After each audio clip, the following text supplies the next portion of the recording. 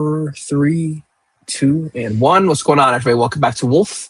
Welcome back to another stream. We're going to be talking about the markets today. I have Mr. Robert Infra joining us as always to talk a little bit about Bitcoin. We've got the S&P at all-time highs. We have a new Fed chair in. With SpaceX IPO coming up, a bunch of big things up over the horizon. We're going to be talking about where we're sitting in these markets. We got Bitcoin not doing the best we've ever seen right now. Sitting at, let's see, like 72 or 73? 72.8. Yeah, 72.8 looks like for Bitcoin price. So that's what we're looking at today. We'll see how it ends up doing. By the way, these public charts you may see them throughout the stream. They are from our partners over at Public. Big shots to them. They are our we have a paid relationship with them. They're our headline broker sponsor of the stream, and they're an investing platform for those who take it seriously. Whether you're an active or passive investor, you can use AI and a wide range of asset classes from stocks and bonds to crypto and options to build a portfolio for the long haul.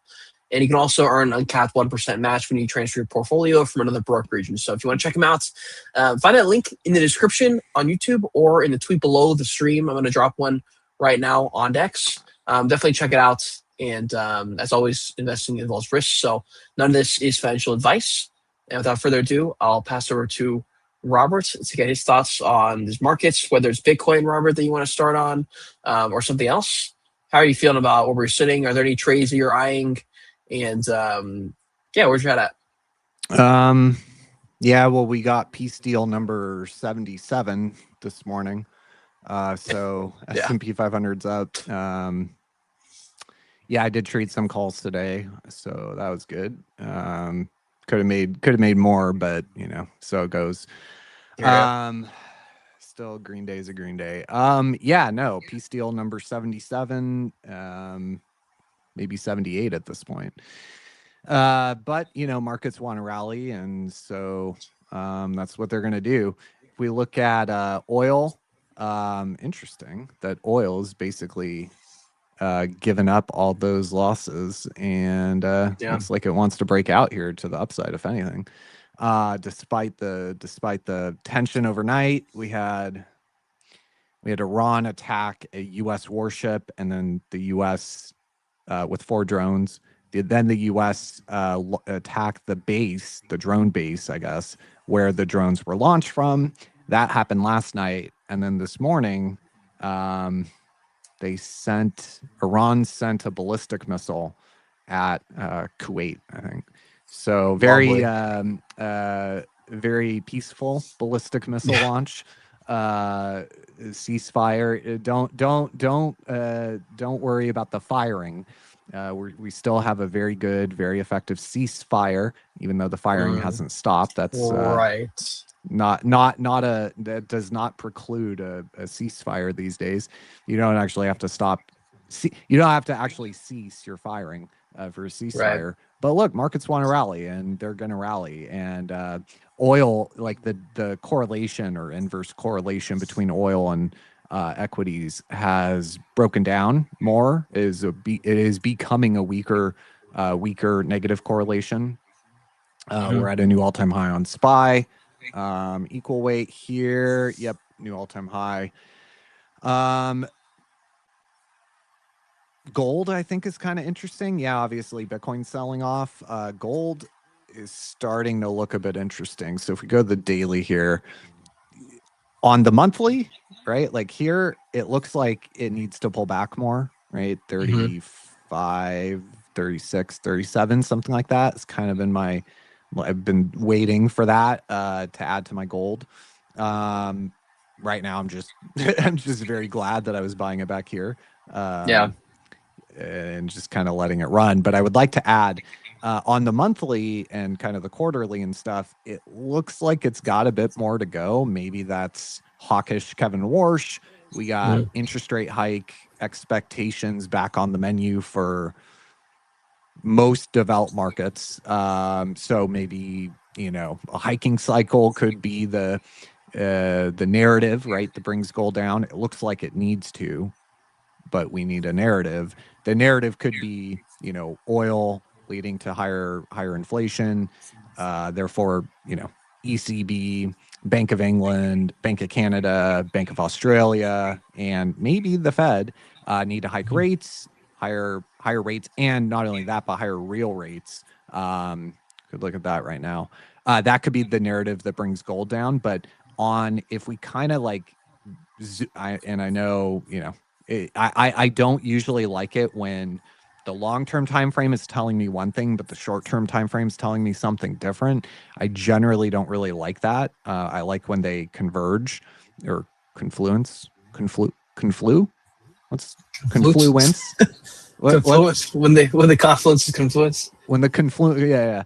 But that being said, on the daily, if we kind of zoom in here oh, by the way, I think it's really, really funny. I want to just point this out. I've pointed it out before, but the top in gold was when Jerome Powell was asked by a reporter at 2 Fed meetings ago, or maybe even 3, was asked, "Are you concerned about the move in gold?" Right. And basically what that is implying about the dollar, what that's implying about monetary policy. And he said, "I'm not concerned about gold. I don't even watch it." That was the top in gold. And I just kind of think that's interesting. But if we kind of zoom into that period, right, from the all-time high to now, we have a pretty bullish looking setup for gold, in my opinion. We're kind of in this kind of downtrend thing here, right? It's kind of a bit of a pennant, sort of, you could argue, but we're forming a pretty beautiful inverse head and shoulders. And so, yeah, with this kind of descending a resistance that looks like it wants to break out, kind of got another smaller one here like that. Yeah, with a pretty clean inverse head and shoulders. I don't know. I hope gold would go lower, but if the war ends, then I think you get less pressure on gold due to the balance of payments issues that I've kind of been talking about since the beginning of the war. I think that those kind of abate if we get a real end to the war. If oil, I mean, ultimately the foreign selling of not only U.S. treasuries but gold as well, really that is because oil, right? Brent is double almost from dated Brent is from what it was going into the war. That pushes net importers, Turkey, right? We know they sold pretty much all their gold. But anyone who is a net importer like Great Britain, France, kind of go down the list, South Korea, Japan, a lot of the Asian countries, India, anyone who is a net importer is going to be pressured. Their current account is going to be pressured. If you're Japan, they're not going into probably an outright deficit, but they will definitely have less of a surplus. And if you're France, though, if you're Great Britain and you already run a current account deficit, you're about to get blown out, and we saw this. I'll have to do a little bit of math here. Is this? Oh, no, that's for Q1. So we don't have Q2 data yet for France, but we did get data for. Oh, this is a monthly data set. Okay, cool. Yeah, if you're a country like France, you could be really, really hammered from the move in gold, from the move in oil. And I'll throw a moving average on this so we could see what happened in 2022 when the price of oil went up, right? Obviously due to geopolitical issues, just like we have now. And their current account, if I can get TradingView to cooperate here, their current account here in 2022 blew out on a rolling 12-month basis. They went from a slight surplus, this is in euros, 14 billion per month euro, 14 billion euro per month current account surplus into a 63 billion euro per month current account deficit. And that was due to oil, right? I can throw oil on there so people see the inverse correlation here. That was due to oil. And that was due to the fact that France relies on energy imports. And so, what happened was it pushed them in a current account deficit. And the same is going to be true for Great Britain. Same is going to be true for any country that runs a twin deficit. Like, I mean, Great Britain is arguably like on the verge of a currency crisis it's Yeah, you've talked about that a good bit, Robert. Like, great. is that something people today should be worried about? Like, is there a way to prepare for that, or what do you think? How do you think about that? Yeah, I mean, I've thought about shorting the pound, but it's kind of chasey at this What about point. people living over there? If you can't trade the currencies, like people in Europe, for example, should they be doing anything or something or not? Or like, it's just more just so like this is more so just describing the environment over there. Yeah, I mean, there's not much they can do. I put out a post earlier today. Yeah. Here we'll look at Great Britain. I put out a post earlier today showing their GDP per capita. Right, there was a headline: government review. I don't know who that is, but some kind of government agency put out a warning. Britain could face a lost generation if rising youth unemployment is not addressed. And I kind of pointed out, like, they've already had a lost generation. Their GDP per capita has just been plummeting. Right now, running at 0%. 0% GDP per capita growth. Now, that is due to the fact that they have radically increased their population, the denominator there, right? And the population that they've imported is not exactly producing efficiency on an economic sense, right? If you look at GDP per capita on a log scale, there's a very clear trend here from 1964 up until 08. 08 broke a lot of different areas, right? It wasn't just the US where a lot of my silent depression stuff, where I note we see very similar thing here with our, I mean, I could go down the list. There's numerous metrics that show this, right? Where personal income or GDP is growing at a very clear trend rate of growth. And then in 08, there are other points that show a divergence or a break from the trend, but 08 is definitely a big one. It's not just the US though, right? Like in the UK, in much of Europe, actually, 08 was catastrophically bad. And you could argue they haven't really recovered, right? So from 08 up till now, kind of the point of the post, from 08 up to now, they have lost $25,000. This is in dollars, not in pounds. $25,000 per person per year of GDP. So, you know, kind of my argument being, you know, they've kind of already had that lost decade.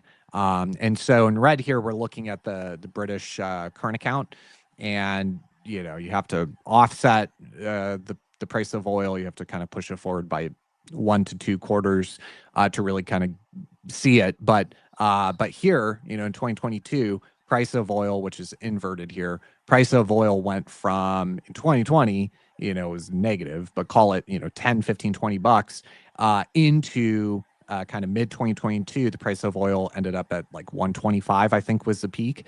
On the quarterly, it's going to show the closing, call it 120, right? That was a doubling from pre-Russia invasion of Ukraine to mid 2022. That was about a doubling. And we see that their current account, which is also inverted here, so the lower the red line goes, the more of a deficit. You could see that even at the best of it, they were not running a balanced current account. Even at the best of it, they were running a 10 billion pound per quarter current account deficit. And they just it pushed them even further into a current account deficit by 80.5 billion pounds per quarter. And the same is true for France. Same is true for any net importer, right? Because you have to import energy. You do not have to import U.S. treasuries. You do not have to import U.S. equities, corporate bonds, right? Meta bonds or Google bonds. You don't have to import that. You need energy. You need nat gas. You need gas, gasoline, diesel, jet fuel, right? You need energy. Without energy, there is no economy. There is no society. And obviously on the hierarchy, right, that is going to take precedent. So if the cost of that energy that you have to import just doubled, well, how are you going to pay for that? Right? Because not only did it double in dollar terms, which is kind of how all of us, right, we quote Brent in dollars, WTI in dollars. But if you're in Great Britain, you have to take into account the fact that the currency, the pound, is going to weaken. When you have a terms of trade shock, which is really what this is, the importing country, Great Britain, is going to suffer weakness on their currency. And sure enough, that's what we've seen. Same thing is true for the Indian rupee. Same thing is true for the Thai baht. Same thing is true for the Indonesian rupiah, right? All of these net importer countries, their currency, due to what's going on with oil and energy, doubling in price, basically, that is a terms of trade shock to them. And therefore, their currency is weakening. Well, if their currency is weakening and the dollar price of oil is also doubling, that the effective bill is actually, say oil goes up 100% in dollar terms, but the pound weakens by 10%. Well, they're not paying just double the oil price that they were before. They're actually paying 110% higher oil price. And so that impact, I think, gets lost a lot when we talk about the balance of payments issue. But on its own, the oil price doing what it's doing is enough to push them even further into a current account deficit. And that's in addition to a very large fiscal deficit that they also run. I want to say it's like 4.5% of GDP. I mean, it's enormous, their fiscal deficit. So they are a twin deficit country. Well, by definition, they need foreign financing. And so this is why we've seen rates in Great Britain do what they've done. It is due to the fact that they need to attract foreign capital. And so that's why we've had rates move so much higher. Also, you have inflationary concerns. That's the 1 year. So they're pricing in right now the 1 year 37 bips. So 1.5 hikes, which is better than it was. They had been pricing in 3 full 25 bip hikes. So that's improved, which is good, because if they were to hike, especially 3, it would be very bad for them. Their growth is already quite poor.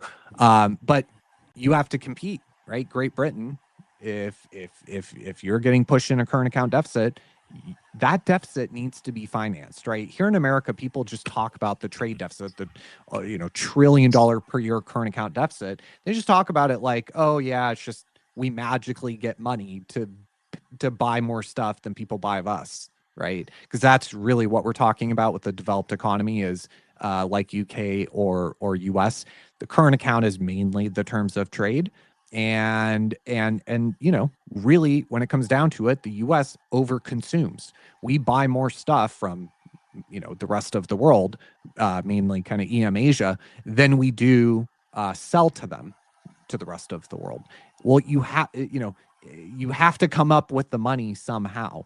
And the somehow, the other side of a current account deficit is a capital and financial account deficit, which means capital's flowing in from the rest of the world. So if you're Great Britain and you're getting pushed, deeper into a current account deficit due to the price of oil here, you have to compete for global capital, right? Here in America, we generally have foreign capital pour into the U.S. Treasury market, but because we're the reserve currency, we get away with more, and we get a lower interest rate than we arguably should have, aka more demand for our debt. But if you're in Great Britain, you're not the reserve currency, right? In fact, your currency is pretty weak, and most people probably don't really want to hold it. So you have to compete for that same pool of global capital. And the real issue for Great Britain, for France, and even for America, because it's more second, third order effect, but it is still an effect on America. The issue is if France and Great Britain and Japan and South Korea, all these net importers, if they are getting pushed either from less of a current account surplus or into an outright deficit, like Great Britain, like France, someone on the other end there is a current account surplus that is growing, right? Balance of payments, it all kind of balances out in the end, right? Globally in the aggregate, but also, bilateral. So the question is not really like, is someone being pushed in a current account deficit? The question is the the exporter, the oil exporter, the energy exporter, that is benefiting, right? That is gaining a larger surplus. Are they a usual buyer of U.S. Treasury debt? Are they a usual buyer of British government debt, gilts? Are they a usual buyer of French debt, oats, as a government bond in France? And the problem here for America, the problem here for Great Britain, the problem here for France is that no, they're not. It's Brazil that's benefiting. It's Russia, and both of BRICS, Brazil, Russia, right? So they're part of BRICS, Brazil. They've been de-dollarizing. They're not a huge buyer. If anything, they're probably a net seller of government debt, U.S. Treasuries, Brazil. Russia is most certainly not buying our debt because we stole the treasuries that they owned, right? That they legally owned due to the 2022 thing. So they are certainly not going to be buying. Yeah, they're definitely not. So the question is not necessarily, is someone getting pushed into deficit? Because like obviously, any net importer is their current account will be pressured. The question is the offsetting surplus country that is benefiting, are they a usual buyer of U.S. Treasuries, of DM sovereign debt? That's really the issue. And the issue is that they're not, right? It's Brazil, it's France, it's Russia. You look at the usual buyers, GCC, right? They were kind of a counter-cyclical buyer of DM sovereign debt. They're decimated from Strait of Hormuz being closed. So it's a question of like the composition, right? Who is being pushed in a deficit? Who is being pushed in a surplus? And are they a usual buyer of DM sovereign debt? And the issue is that the countries that are benefiting are not huge buyers. And if anything, the oil-rich producers are actually selling U.S. Treasuries. So I'll try to find it here. But even Norway, so Norway, they're a large net exporter of oil. In fact, for every $10, it's either $10 or 10%, I forget, that the price of oil goes up, Norway gains like 1 to 2 percentage points of GDP. I mean, it's wild. And so they have actually declined in terms of their U.S. Treasury holdings. So that's really the issue, is petrodollar demand, or the pool of petrodollars is diminished. And by my math, very kind of back of the napkin, back of the envelope kind of math, but by my math, we have petrodollar demand declining by $500 million per day. And that's part of why we have higher rates. We also have Great Britain, right? Which, let's envision, very, very simple kind of math here. Let's envision there's $50 billion per day of oil sales that then normally get recycled into developed market sovereign debt, 50 billion. And then let's imagine that 50 billion goes to 30 billion. Well, you just decrease the amount of available capital for the same amount of debt, right? If anything, our debt loads are increasing. Our deficits are growing here in America, Great Britain, right? If anything, the amount of net new debt that we're issuing is going up. And you just decreased the amount of available capital to buy that debt, right? And so by definition, if the supply has not changed and the demand has fallen by that much, by definition, the price, the new clearing price for global, DM sovereign debt must be lower, meaning higher yield. And you have the issue that Great Britain, that France, that these countries that are not in the best shape are now having to compete for this a smaller pool of Mm, capital. right, And right. how if you're talking bonds, how do you compete higher interest rate? And so this is kind of part of the issue. But if we look here, this is the most recent TIC data, Treasury International Capital. We see Canada, they're a beneficiary, right? They export energy. They've been a beneficiary of the higher oil, but their Treasury holdings actually declined from February into March. 446 billion to 439 billion, so about 7 billion. Norway, huge beneficiary. Their US, so their current account surplus is growing, right? But less of that is getting recycled into US treasuries. If anything, they're selling US treasuries. So going back to the prior example, 50 billion to 30 billion, well, now imagine that the supply of bonds isn't just staying the same, but it's actually going up because other, sovereigns are selling, right? So now you have a decline of 20 billion in available capital demand, right? You have a 20 billion decline there, but then you have, a 10 billion increase in the amount of supply due to the fact that all these countries are selling.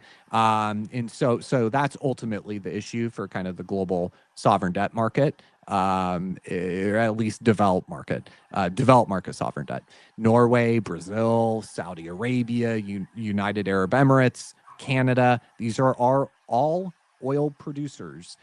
And UAE is not benefiting, Saudi Arabia is not benefiting, but in general these all are they're not recycling into US treasuries. If anything, they're all declining their US treasury holdings. So the very countries that should be kind of picking up the slack, right, and stepping in to fill the hole that was lost from kind of the usual buyers, the very countries that are running larger surplus and benefiting from what's going on with oil, they are not, they're selling, right? Not only are Yeah. they not buying more, but they're actually selling. And so this is an issue for as long as oil is elevated. As long as oil is elevated, we're going to have an issue where there is a decline in the available demand, the available capital to buy a developed market sovereign debt. There's a decline there, and there's an increase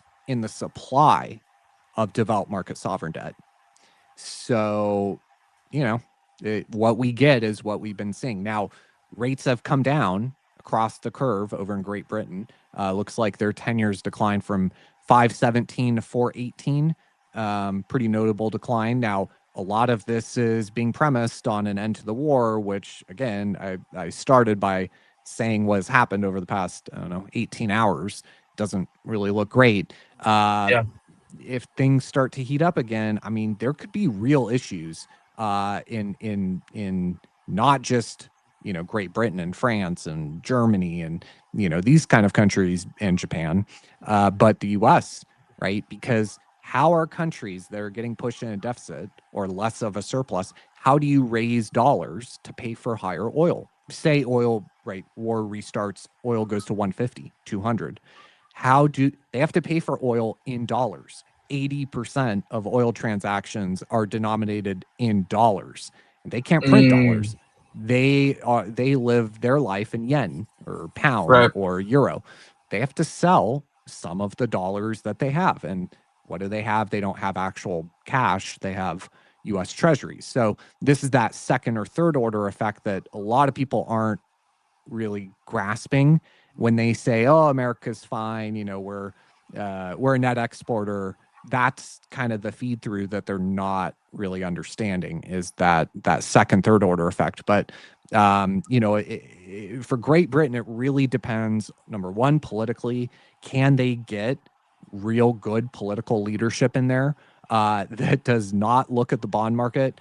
Someone in my Discord lives in Great Britain, and he sent me an article the other day where one of their Labor, or it might have been the Green, kind of more lefty, one of their lefty parties, one of the top people in that party was like, "Oh, the bond market, like, yeah, we don't take our orders from the bond market. They don't get to push us around." And it's like just like a gross misunderstanding of who really calls the shots. If they Yeah. get real Wow. good political leadership in there, and they're able to enact good fiscal policy that'll address their fiscal budget, which is enormous. The deficit is enormous. If they're able to do that, then they might have a shot. But otherwise, you have higher oil pushing them into a current account deficit, which is going to require either higher interest rates or selling of their FX reserves, their things like U.S. Treasuries, either higher interest rates to attract capital to fund that current account deficit, or they have to sell some of their foreign exchange reserves. And all this is coming as their currency has been pressured. So I'll show that. The pound has not been doing well. Show up here probably in green. TradingView would cooperate. So you have a weakening currency, you have higher interest rates, meaning lower bonds. It's not looking good for them. You run a twin deficit, fiscal deficit of 4.5% of GDP. That's huge for not being in a recession, not being in a world war.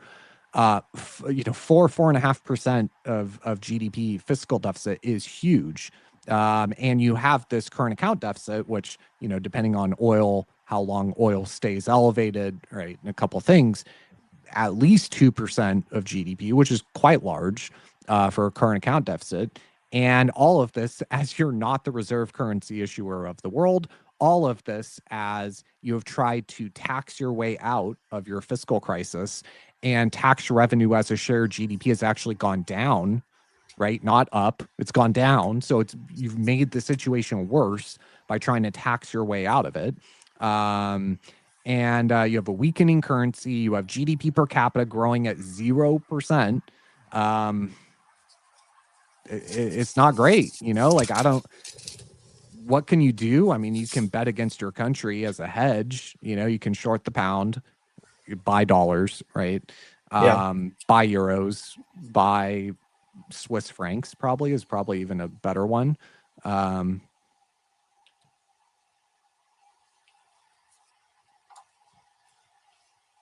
Man, TradingView is really slow today.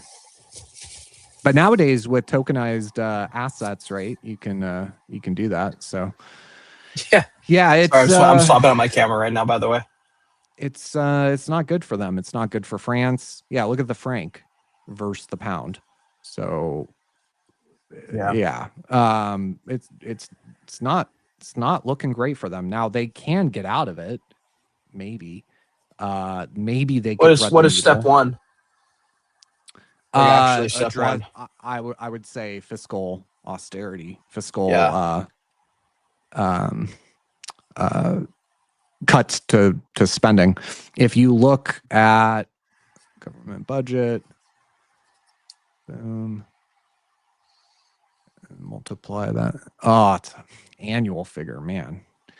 They run a large budget deficit, and so improving that, as of the last print, it's 4.3%. So improve, trying to at least get closer to a balanced budget is step number one. They are much like the U.S., right, where they have had ever larger fiscal deficit, despite the fact that unemployment has kind of been sideways. Like we're not in a full blown recession, and yet the deficit has been up and to the right, kind of stair step, right? Each recession, 90, 2000, 2008, each one, the deficit grows larger, but it never quite gets back, right? You're setting higher lows. Yep, every time. So they have that issue, and if they could grow, get some real growth, maybe decreasing the insane amount of regulatory burden that they have over there in the UK and Europe, that's step one. That would be what the supply side, kind of traditional conservatives in America would tell them, is decrease regulation. And, I think they have some room to do that. They are arguably totalitarian in their approach to government. So the amount of regulations that they have, I think they could reduce that a fair bit without causing any kind of public safety issues. That'd be, one thing they could do. Raising taxes, which is what they tried to do for the past 2 years. They've been trying to kind of tax their way out of the situation. that is counterproductive. Usually you raise taxes, you constrain growth, and tax revenue as a share of GDP actually goes down, right? So taxing your way out of a fiscal crisis usually doesn't work. And really, I think if they could get some growth into their economy, I think that would be step one. They could do that by deregulation. If anything, maybe even cutting taxes. I know it sounds crazy. Why would you decrease your revenue?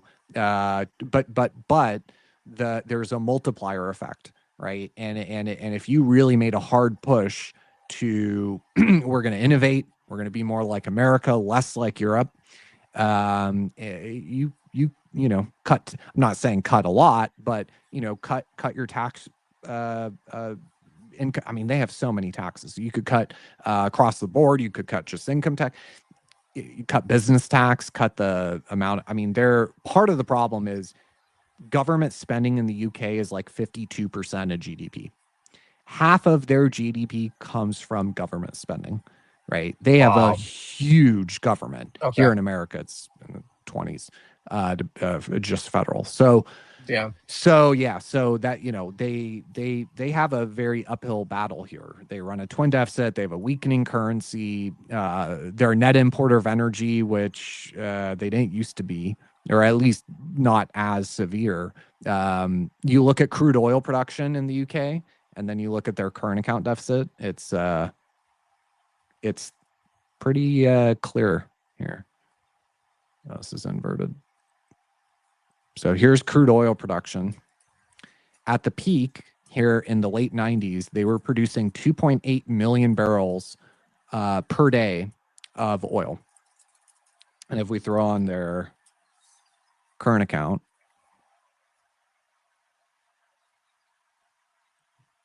this is got to invert it. Actually, I'll do is share GDP.